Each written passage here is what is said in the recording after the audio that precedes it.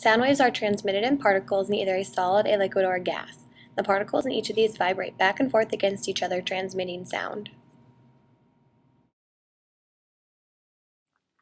Particles in a solid are very closely packed together. So closely packed together that when they vibrate, they do not move about freely, but instead they stay in a fixed position. This causes the sound wave to move very fast. The particles vibrate and bounce off each other very quickly in a solid, sending the sound wave from particle to particle. Because the particles are so closely packed together, the sound wave does not have to travel far before hitting the next particle.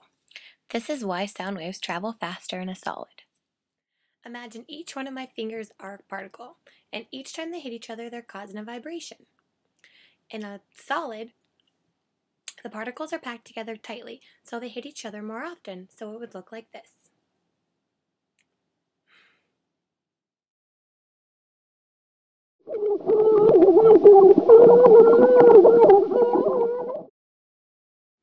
In a liquid, the particles are not as tightly packed together as they are in a solid. Because of this, the particles can move around and change position.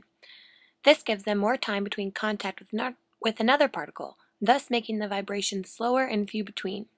This is why sound travels slower in a liquid than a solid. In a liquid, the particles are not packed together as tightly as they are in a solid, so they hit less often and move about more freely.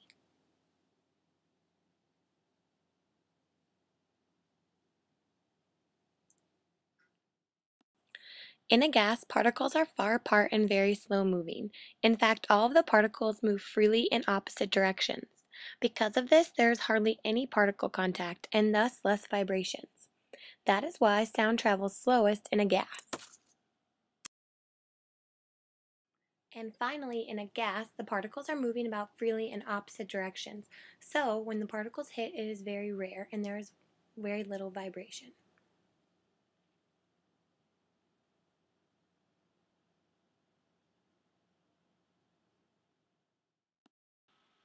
And that's how sound moves through different mediums.